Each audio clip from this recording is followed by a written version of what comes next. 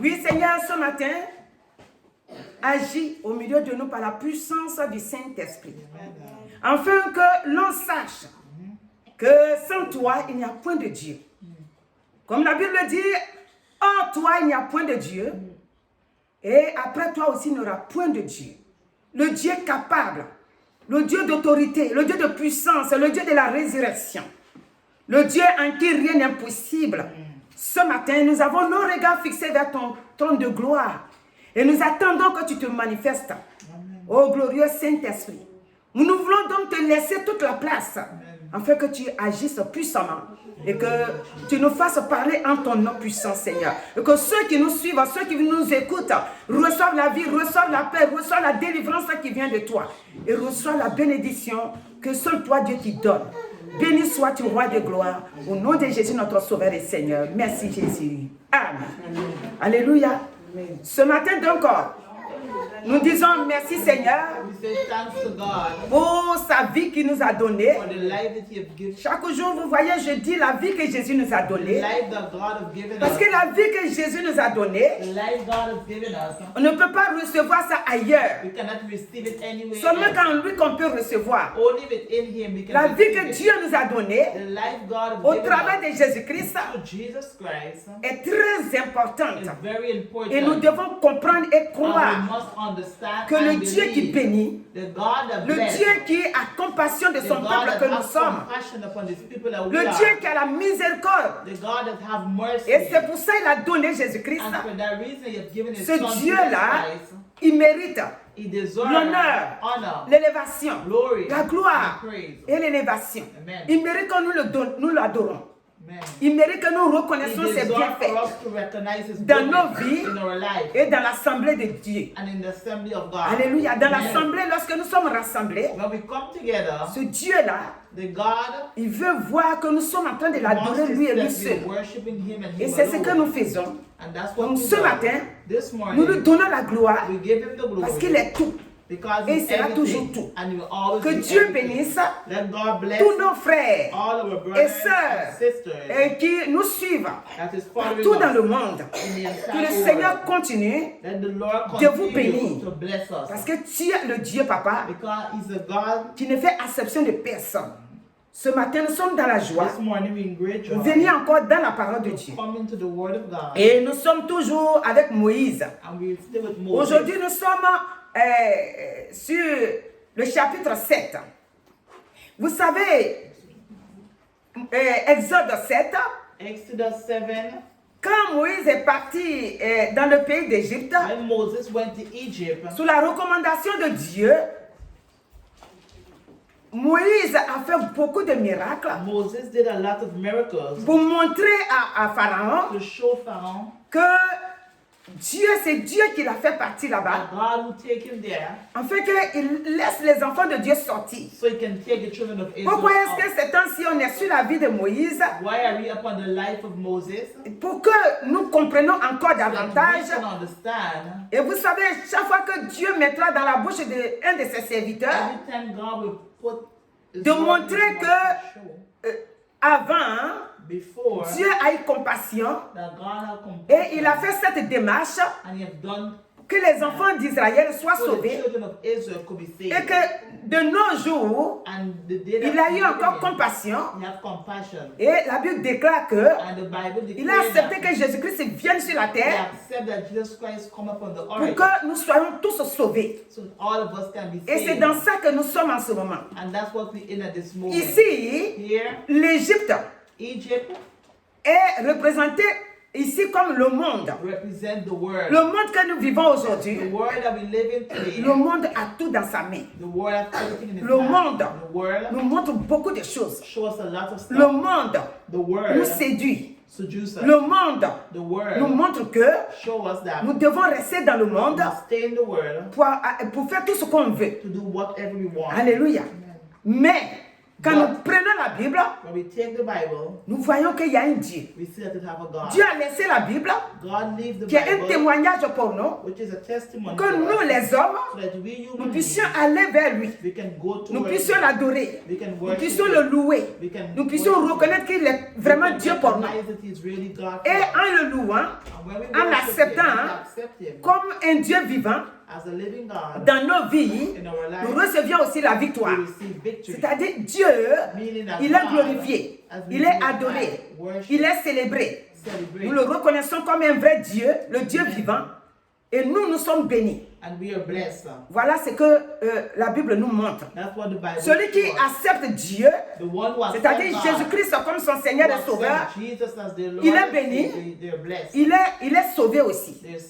Donc ici, nous allons voir que les 10 plaies, dans le chapitre 7 d'Exode, là, les 10 plaies ont frappé les enfants d'Israël, c'est-à-dire Pharaon lui-même, ses serviteurs, son peuple, tout le monde avait été frappé.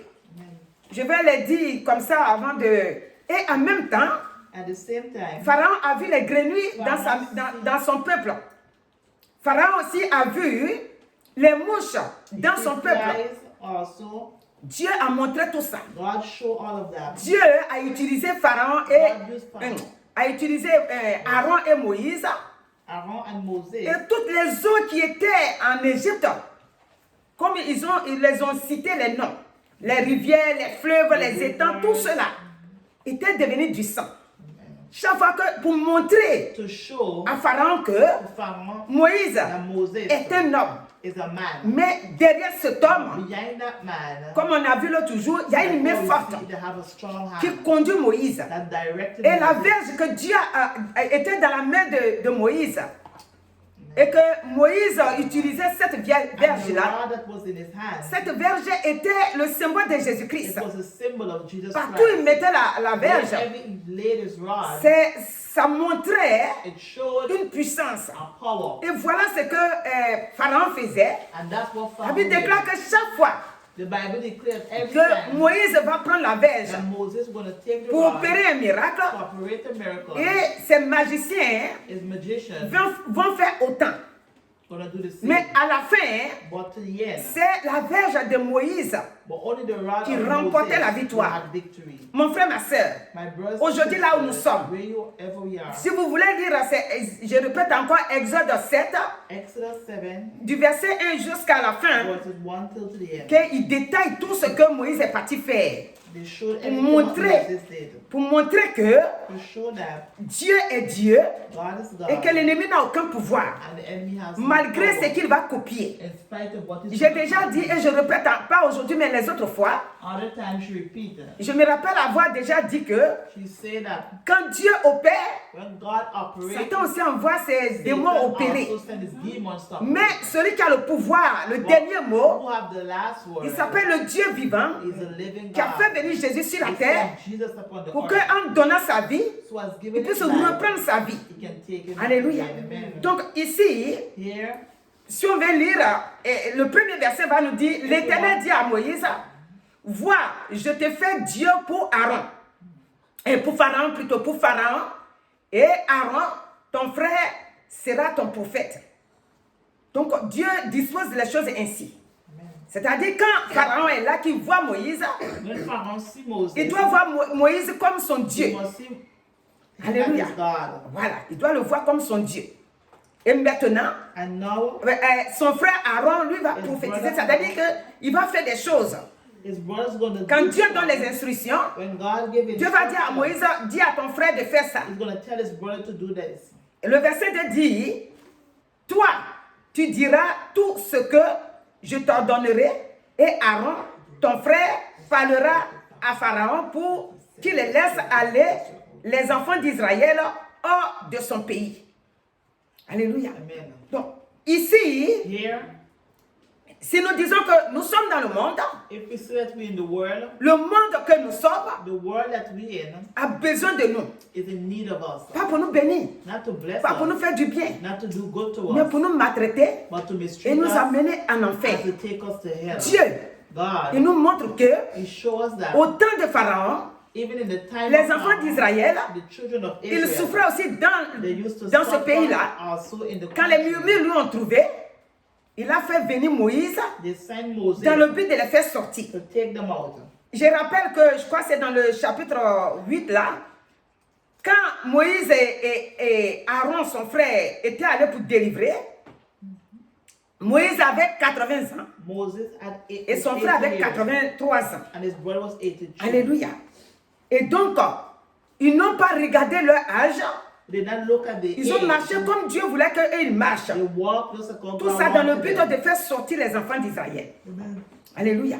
Et nous aujourd'hui, enfants de Dieu que nous sommes devenus, quand nous lisons ces passages, nous devons comprendre que, quel que soit le plan que l'ennemi a préparé, c'est-à-dire le plan que Pharaon a préparé, afin que les enfants d'Israël ne puissent pas sortir, ils sont sortis. Et toi aussi, avant que tu ne donnes ta vie à Jésus-Christ, il y a eu beaucoup d'opposition. Des fois, c'est tes pensées toi-même.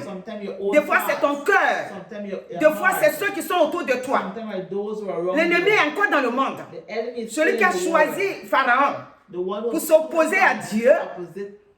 Alléluia. C'est Dieu qui a créé Pharaon. Enfin, parce que c'est Dieu qui a fait venir les hommes sur la terre. Mais Pharaon, il s'est vu comme Dieu. Il s'est mesuré à Dieu.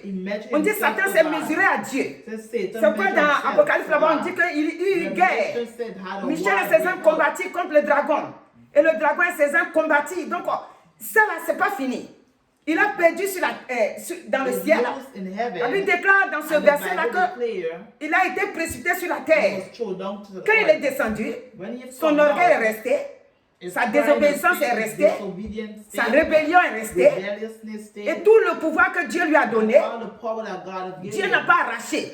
Mon frère, ma soeur, écoute bien, parce que souvent, nous on croit que, lui là, même si tu sais Dieu, tu peux aller là-bas. Tu sais, quand il est parti là-bas, là, il est à l'église là-bas, mais quand il est parti, le Messie a fait quelque chose pour lui, maintenant ses affaires marchent bien, mais pourtant sa foi est toujours là. Ça n'a rien à voir. Parce que Dieu, il n'a pas arraché le pouvoir qu'il a donné à Satan. Mais quand il est descendu sur la terre dans la désobéissance, son pouvoir n'est plus béni. Le pouvoir de Satan là, quand quelqu'un se donne et à faire les choses du monde, même si tu es béni, ces bénédictions restent sur la terre. Je vous rappelle que nous venons à l'église que notre âme soit sauvée. Ce n'est pas venir à l'église pour avoir des biens. Les païens aussi ont des biens. Ceux qui ne prient pas ont des biens. Ceux qui ne croient pas au Seigneur ont des biens. Nous avons cherché Jésus-Christ pour les servir. Comme Dieu dit, c'est moi qui vous ai choisi. Mais quand il est venu vers nous, nous avons par sa grâce, nous avons compris. Nous sommes en train de les servir, de l'adorer. C'est pour aller au ciel. Ce n'est pas pour la terre. Les païennes, elles ont des maris. Des maris bénis. Des païens aussi ont des femmes bénies. C'est pas tout ça que nous on veut. Le vrai problème qui est dedans, c'est que notre âme, la Bible déclare dans Genèse là-bas, que nous avons été tirés dans la poussière. Et nous allons retourner à la poussière. Notre âme, celui qui a mis l'âme dans nous, qui fait qu'on est des hommes, qui a mis son esprit en nous, qui fait qu'on arrive à discerner, à faire des choses, ça doit retourner à son propriétaire. Et le propriétaire, c'est Dieu lui-même. Donc tout homme sur la terre appartient à Dieu. Qu'il accepte Dieu ou pas, il appartient à Dieu. Et la Bible déclare qu'il aura un jugement. Quand le jugement va venir, tu as servi Dieu ou pas, tu as été un bon chrétien ou pas un bon chrétien, tu as laissé païen ou pas païenne, tu seras jugé. Voilà pourquoi nous avons accepté Christ pour que notre âme retrouve son maître un jour. Et donc, ici, le verset 11 va nous dire, mais Pharaon appela des sages et des enchanteurs et les magiciens d'Égypte. Eux aussi en firent autant. C'est ça que j'ai dit tout à l'heure là. Par leur enchantement. Ils jetaient tous leurs verges et elles deviennent des serpents. Et la verge d'Aaron engloutit leurs verges. Le cœur de Pharaon s'endurcit et il n'écouta point Moïse et Aaron, selon ce que l'Éternel avait dit. Alléluia. Amen. Donc ici, l'ennemi qui fait les choses, ici quand on dit que la verge de Moïse et d'Aaron a englouti la verge des serpents des magiciens, ça montre que tout le mal que le monde jette sur un enfant de Dieu, le Saint-Esprit engloutit ça. Là où tu es, le mal dans le secret, ça a besoin d'acclamer le Seigneur. Acclamer le Seigneur pour ça. Alléluia. Parce que le monde vient nous faire comprendre que tu te fatigues pour rien. Dieu là, il est dans les bois taillés. Dieu, il est dans les rivières. Dieu, tu n'as pas besoin de faire tout cela. Mais quand ils vont voir que tu persévères dans ta voie chrétienne là, ils vont vouloir s'élever contre toi. Et tout le mal qu'ils vont jeter sur toi, ça devient comme la verge de Moïse et d'Aaron. Ça engloutit tout. Alléluia. Ça engloutit tout leur plan d'attaque. Et toi, tu es dans la victoire. Ils essaient, c'est pas qu'ils n'essayent pas. Ils parlent des paroles de malédiction, des paroles pour que toi tu viennes t'agenouiller devant eux, des paroles pour te pousser dans la souffrance. Mais tout ce qu'ils font, aujourd'hui, toi qui as accepté Christ, tu as le sang de Jésus. Tu as le Saint-Esprit avec toi. Et si tu marches dans la voie de Dieu, Dieu dans sa compassion, il te libère. Alléluia. Donc ce matin, l'ennemi, il peut bien agir. Parce que le cœur de Pharaon s'est endurci. Vous savez, le cœur de Pharaon qui s'est endurci, au tout début, le Pharaon n'avait pas le cœur endurci. Au tout début, Pharaon devait comprendre et accepter Dieu et laisser aussi les enfants de Dieu partir. Mais quand Dieu a commencé à parler à Moïse pour lui, il a commencé aussi à se montrer que moi aussi je peux le faire. À force de contester la main de Dieu, Dieu a fini par endurcir son cœur. C'est-à-dire la parole de Dieu ne lui disait plus rien. Aujourd'hui dans ce monde que nous vivons, beaucoup ont leur cœur comme ça. À force de refuser Dieu, de refuser la parole de Dieu, leur cœur s'est endurci. Quand tu leur parles de Dieu, ils vont te sortir beaucoup de choses. Le monde va vers sa perdition. Le monde va vers sa fin. Le monde, il n'y a pas de vie là-dedans. C'est quoi cette raison que c'est comme les enfants d'Israël. Vu que chez Pharaon là-bas, Pharaon n'acceptait pas Dieu. Donc les enfants d'Israël qui étaient là-bas, non seulement physiquement ils souffraient, mais ils n'avaient pas le temps de louer Dieu là-bas. Et leur vie n'était plus rien. Nous aussi quand on était dans le monde, il y avait la souffrance, mais on n'avait pas aussi le temps de louer Dieu. Parce que quand tu veux louer Dieu, Eh ma soeur, tu sais, on est en train d'organiser un truc là. Ça, c'est pour le samedi. Hein. Tu pourras venir. Mon frère, tu t'es bien apprêté? Ah, moi, j'ai eu ma tenue, hein. Ma tenue pour le samedi là. Ou bien pour le mois prochain. Ça veut dire que tu ne vis que pour le monde. Quand tu es dans le monde, que tu n'as pas encore accepté Dieu, il faut des distractions. Il faut sortir, il faut faire ci, il faut faire ça. Donc tu oublies de dire qu'il y a un Dieu. Quand tu viens accepter Christ, le Seigneur te met tout devant toi pour te dire que maintenant que tu me connais, tu dois maintenant me servir. C'est pour ça, vous savez, l'apôtre Paul, il a dit que je suis devenu le prisonnier de Christ. Il est devenu le prisonnier. Pourquoi? Pas que prisonnier pour la prison de ce monde, non. C'est-à-dire que toute sa vie appartient à un Dieu. Et le Dieu qui a créé ce monde. Et le Dieu vivant. Et le Dieu qui veille sur notre âme. Sa vie est dans sa main maintenant. Nous aussi, nous sommes comme ça. Il dit, ne pas dire prisonnier, mais il dit esclave. Alléluia. Il est devenu esclave. Parce que esclave, c'est celui que tu obéis, que tu fais tout, que tu es comme son esclave. Mais ne voyez pas le mot esclave dans son sens mauvais. Nous qui sommes les enfants de Dieu, on est esclaves pour celui qui nous a créés, pour élever son nom, et lui nous donne la paix. Lui ne nous soumet pas aux durs travaux. Et il ne cherche pas à nous ôter la vie. Parce qu'il nous aime. Alléluia. Vous savez, dans l'ancien temps, beaucoup de choses étaient arrivées. Quand nous voyons Genèse 19, on voit Sodome et Gomorrhe là-bas. Parce que c'est montrer un peu que chaque fois que les gens n'ont pas compris qu'il faut accepter Dieu et qu'ils veulent vivre selon leur vie, selon le monde, Dieu enlève sa main sur eux et il les frappe par des situations. C'est ça qu'on a vu un jour dans le déluge. Amen. Avec Noé.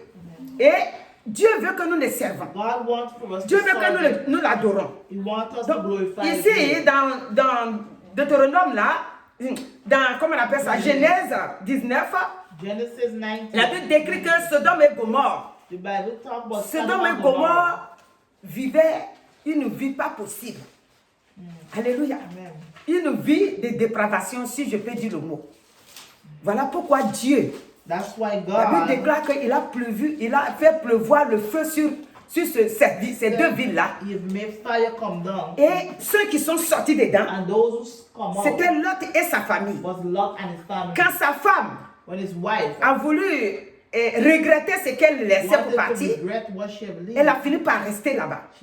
Chaque fois que quelqu'un vient à l'église et qui veut regretter sa vie passée, sa vie dans le monde, la personne elle retourne dans le monde. Et quand tu retournes dans le monde, tu deviens comme un statut de sel. C'est-à-dire même si tu vis encore, mais tu n'as plus de vie. Vous pouvez lire. Hein? Alléluia. Vous pouvez lire.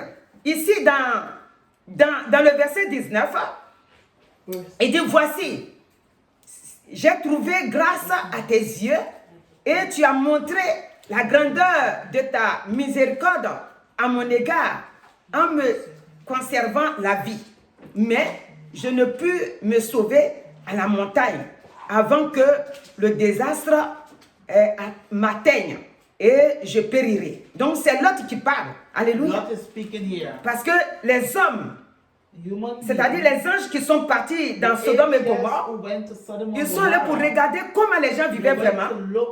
Parce que les odeurs des impuretés ont monté vers Dieu. Et quand Dieu a fait partir ces deux hommes-là, l'ennemi, les hommes de là-bas voulaient aller avec eux. Dieu, l'autre leur a proposé ces deux filles, ils ont refusé.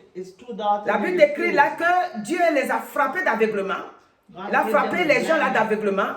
Pas ceux qui sont allés, les deux hommes, non. Mais le peuple qui était là, Sodome et Gomorrhe, ceux qui se sont rendus chez Lot, dans le but de prendre ces hommes-là, Dieu les a frappés d'aveuglement parce qu'ils voulaient forcer. Et maintenant, les gens là sont restés là. Comme ils ne les voyaient plus, ils sont partis et l'autre les a gardés. Alléluia. Et donc, ce jour que nous vivons, c'est-à-dire le monde que nous vivons aujourd'hui, ressemble à Sodome et Gomorrhe. Alléluia. Dieu, il a créé chaque chose et à sa place. La femme avec son mari, l'homme avec sa femme. Mais Sodome et Gomorrhe ne connaissaient pas ça. L'homme a créé, Dieu a créé l'homme et l'homme considère sa fille. Quelqu'un d'autre vient prendre sa fille un jour. Quand la fille est arrivée à l'âge d'aller avec un homme pour marier. Aujourd'hui, dans la vie de Sodome et Gomorrhe, et ils mélangeaient tout. Alléluia. Mon frère, ma soeur, j'ai voulu brosser un peu que la vie de Sodome et Gomorrhe a été détruite. Aujourd'hui, quand Dieu parle, on doit comprendre que quels que soient les miracles que les enchants, c'est-à-dire les magiciens de ce monde, ils vont nous montrer. Dieu les a bénis, il nous a bénis aussi. Les bénédictions ne se ressemblent pas. Les bénédictions de Dieu et les bénédictions que Dieu donne ne sont pas pareilles. Parce que les bénédictions de Dieu n'ont pas de conséquences. C'est ce que Proverbe nous a dit. Il dit les bénédictions de Dieu ne se font pas sous de chagrin. Mais le monde, quand il t'a béni, c'est conditionné. Soit tu vends ton âme, soit tu lui donnes quelque chose de cher dans ta famille. Dieu, il ne nous a jamais soumis à cette façon de faire. Quand Dieu t'a béni, il t'a béni. Donc aujourd'hui, vous pouvez lire Exode 7. On a voulu aller sur 8. Exode 7. Prochaine fois, on va commencer avec le 8. Alléluia. Donc que Dieu qui nous a libérés de la souffrance de l'ennemi continue de parler à chacun de nous. Nous allons voir Jean. Quand Dieu nous a sauvés, il nous a donné la vie. D'abord, si on voit Jean 3 que tout le monde connaît, tous ceux qui connaissent le Seigneur connaissent Jean 3, 16, 17. Quand Dieu a fait partie dans son temps Moïse, non. Nous aussi, aujourd'hui, Dieu a fait venir Jésus dans le monde, dans le but de nous faire sortir. Et le message de Jésus-Christ se crie tous les jours, dans les rues. Le message de Jésus-Christ ne s'arrête pas, c'est sa parole. Les hommes, les femmes, les enfants. Dans Jean 3, 16, il dit car Dieu a tant aimé le monde qu'il a donné son Fils unique afin que quiconque croit en lui ne périsse point, mais qu'il ait la vie éternelle. Et écoutez le 17, le verset 17, il dit Dieu en effet n'a pas envoyé son Fils dans le monde pour qu'il juge le monde, mais pour que le monde soit sauvé par lui. Donc regardez ce que Jésus est venu faire. C'est pas pour venir juger le monde. Le monde juge. Le monde égorge. Le monde tue. Regardez dans Jean 10, 10, il dit le voleur ne vient que pour dérober, égorger, détruire. Mais moi, je suis venu afin que les brebis aient la vie et qu'elle soit dans l'abondance. Alléluia. Donc, il est le bon berger. Il est venu pour que nous ayons la vie en abondance. Et il ne nous fait pas suivre des adorations difficiles. C'est de croire et le prier. Si tu restes dans le monde, si tu veux rester dans les idoles, il va te faire payer des animaux. Alors que ces animaux-là, Jésus-Christ s'est fait agneau. Et il a payé le prix pour nous. Donc nous, on n'a plus le temps d'aller payer animal pour aller sacrifier quoi que ce soit pour avoir la vie. Jésus-Christ a payé pour nous. Donc pour sortir du monde, l'ennemi, il a des plans, il a des stratégies pour nous empêcher de partir. Mais ce matin, Dieu dit, quel que soit le plan de l'ennemi, vous allez sortir. Vous allez sortir pour avoir la vie.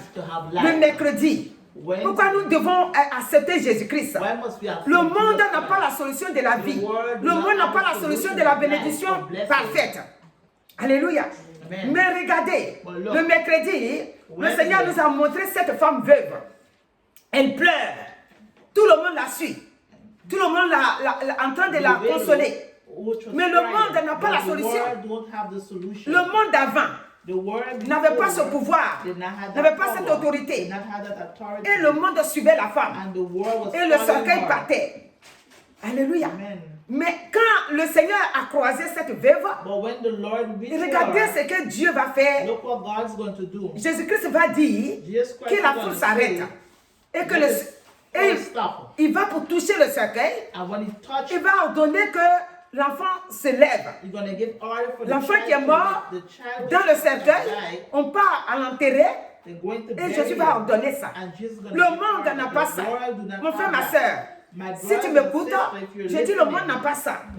Et donc, vous pouvez lire, on a dit l'autre jour, mais on va encore répéter, on dit Luc 7 à partir du verset 11 jusqu'à 17. 17 pourquoi? Parce que la fin, ils vont dire, cette parole sur Jésus se répandit dans toute la Judée, dans tout le pays d'alentour. C'est-à-dire quand il a fini de ressusciter l'enfant et donner l'enfant à sa mère. Et maintenant, sa parole, le témoin va aller partout. C'est pourquoi ce matin, on va se tenir debout. Là où l'ennemi a mis la mort dans ta vie, que la mort là disparaisse. Parce que la mort, ça peut être spirituel dans tes affaires, ça peut être physique. Mais Dieu de grâce, il est le Dieu capable. Pharaon et ses enchantements-là, ces enchanteurs-là, ils ont fait beaucoup de miracles, mais ces miracles, aucun n'a réussi. Parce que chaque fois qu'ils faisaient, Moïse et Aaron, ils prenaient la verge. Et ce matin, ils contrecarraient leur plan. Et ce matin, tu as Jésus-Christ sa main, qui a le Saint-Esprit. Avec le Saint-Esprit, tu arrêtes tous les plans de l'ennemi. Avec le Saint-Esprit, tu arrêtes tous les sorts provoqués par l'ennemi. Alléluia. Glorieux Saint-Esprit. Maintenant, je prie. Au nom de Jésus-Christ, nous sommes dans la joie ce matin. Que les mouches ont envahi le pays de Pharaon. Les grenouilles ont envahi. Tous les os qui étaient en Égypte sont devenus du sang. Les 10 plaies les ont frappés pour montrer ta grandeur au travers de Moïse et d'Aaron quand tu les as fait partir. Ce matin, c'est le Saint-Esprit qui agit, qui opère là où l'ennemi, dans son endurcissement, empêche tes enfants d'être libérés, d'être sauvés, d'être acceptés comme son Seigneur et Sauveur. Ce matin, dans le nom de Jésus, dans le sang de Jésus, j'ordonne par la puissance du Saint-Esprit que les liens soient brisés, que les liens qui vous tiennent dans le plan de l'ennemi, que ces liens soient brisés dans le nom de Jésus-Christ et que la victoire soit de vos côtés. Vous soyez dans la paix, dans la guérison totale. Si vous êtes dans un entourage de quelque chose du mal, que le sang de Jésus-Christ vous libère. Car le Dieu que nous servons est le Dieu qui guérit, est le Dieu qui délivre, est le Dieu qui bénit, est le Dieu qui soutient, est le Dieu qui libère, qui sauve. Que le Dieu qui sauve vous sauve ce matin. Il vous sauve ce matin. Car le monde peut faire plein de miracles, mais sans vie. Jésus-Christ, il fait des miracles accompagnés de vie. Au-devant de lui, les aveugles voient, les paralytiques marchent, les lépreux sont purifiés, les morts ressuscitent. Jésus-Christ, il est la vie. Il dit, je suis venu donner la vie. Et la vie en abondance. C'est lui qui donne la vie. Mon frère, ma soeur, ce matin, reçois cette vie-là. Reçois cette vie-là. Reçois cette vie-là. Reçois cette vie-là. Reçois cette vie-là. Reçois cette vie-là. Et l'ennemi, par le sang de Jésus-Christ, il n'a aucun pouvoir pour arrêter la main de Dieu sur ta vie. Demeure béni pour toujours. Au nom de Jésus-Christ. Amen. Amen.